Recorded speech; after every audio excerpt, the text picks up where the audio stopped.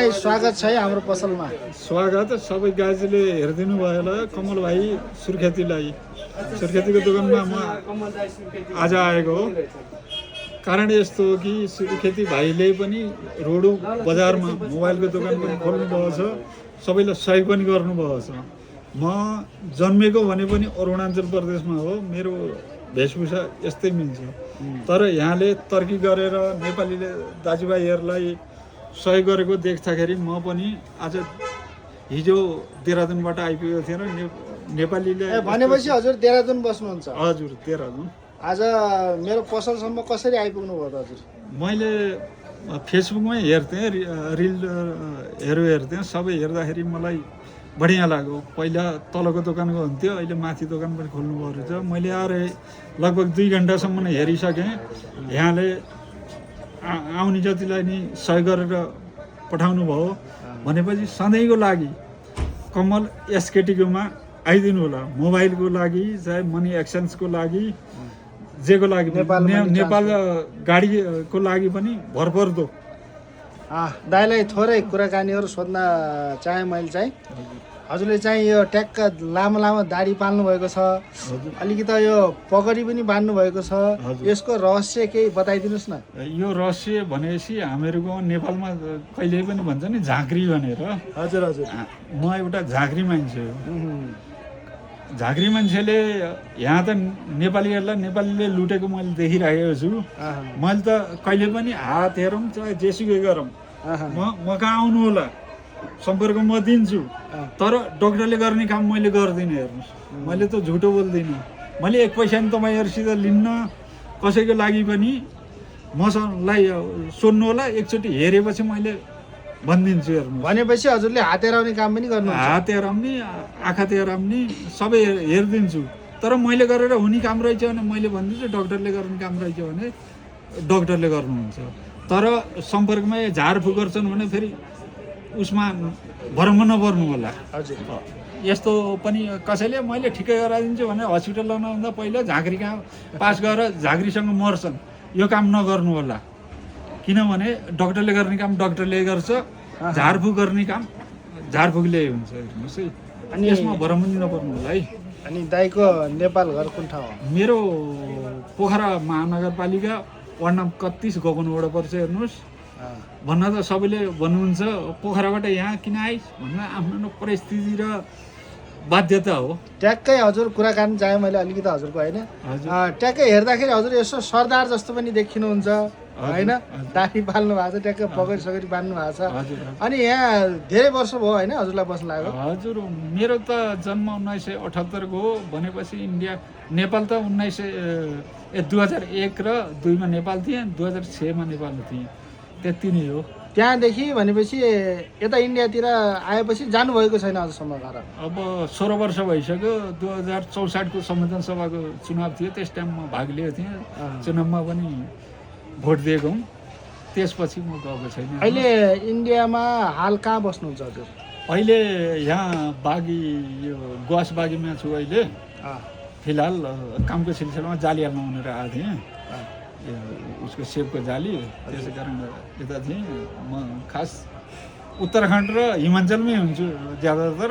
पन्जाबमा पनि यस्तै त घर बनाएको छु धेरै वर्ष पहिलाको। पन्जाब दिवालीमा गएर आएको थिएँ। भनेपछि पन्जाबमा हजुरको घर पनि छ? घर पनि छ। अब हामीले यसो झट्ट हेर्दाखेरि तपाईँलाई सरदार जस्तो पनि मान्यो, अलिकति झट्ट हेर्दाखेरि बाबा जस्तो पनि मान्यो। अब तपाईँलाई के भनेर चिन्ने हामीले चाहिँ? एउटा बाबा भनेर चिन्ने कि एउटा पन्जाबी सरदार भनेर? बाबा भनेर म बाबा भनिसकेपछि भिख मागेर हिँड्छन् नि। एउटा भिख माग्ने, अर्कोसँग माग्ने, खाने, त्यो पनि होइन। मैले त मेहनत गर्छु। हेर्नुहोस्, कसैको दुखी गरिबलाई जस्तो तपाईँले गर्नुहुन्छ नि। अहिले भर्खरै माताजी आएको थिइन्, मैले हेरेको थिएँ। हो त्यस्तै हो मेरो पनि।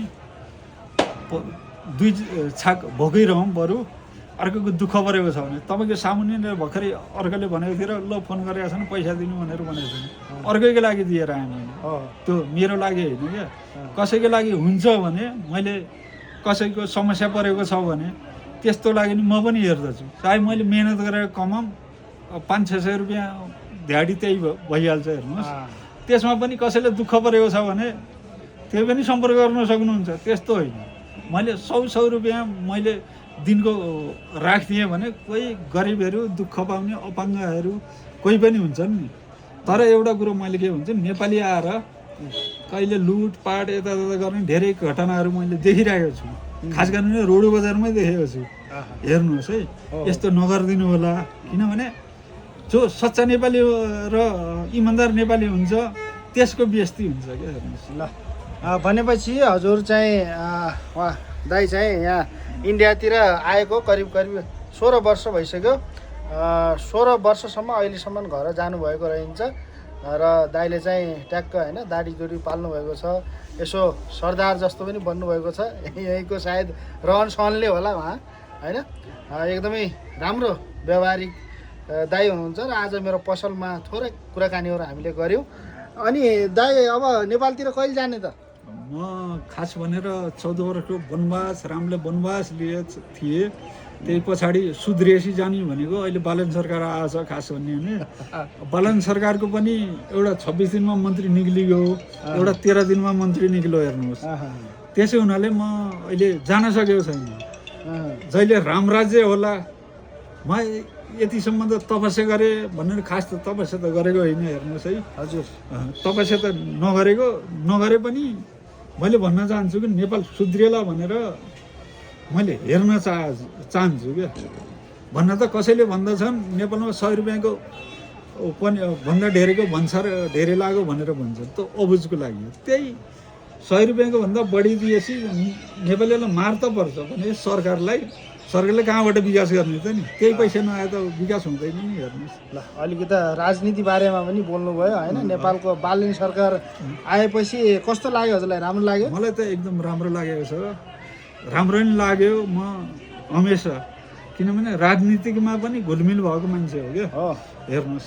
अनि यता दाइहरू फ्यामिलीमा को हुनुहुन्छ? एक्लै हुनुहुन्छ या? म अब यसलाई त कालाबाडै भनिरहेछन्। हेर्नुहोस्, म यो ठाउँमा त एक्लै नै छु।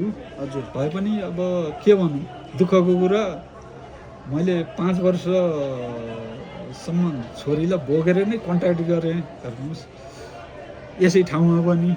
हजुर, अहिले छोरी विदेशै छ।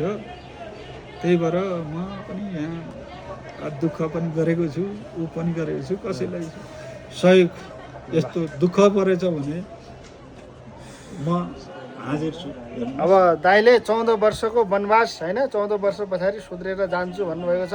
तर 16 वर्ष भइसकेको छ, अझसम्म जानुभएको छैन। यो वनवास भन्नुको कारण चाहिँ के हजुरले? यो वनवास भनेपछि कस्तो हुन्छ भने जस देशमा जस्तै अयोध्यामा उनीहरूको अर्कै मेटर छ होइन। भनेपछि देशमा त्यस्तै भयो। पहिले 64 सालमा आउँदा माओवादीले केही नि गर्छ भनेर हामीहरूले हेरियो।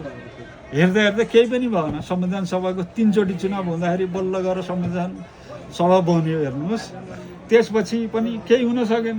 सबै भ्रष्टाचारी सबै ऊ भएको हुनाले म फेरि दाइसँग मिठो कुराकानी गरेर धेरै राम्रो लाग्यो र हामीलाई सम्झेर यति टाढादेखि आउनुभयो, त्यसको लागि धन्यवाद हजुरलाई है।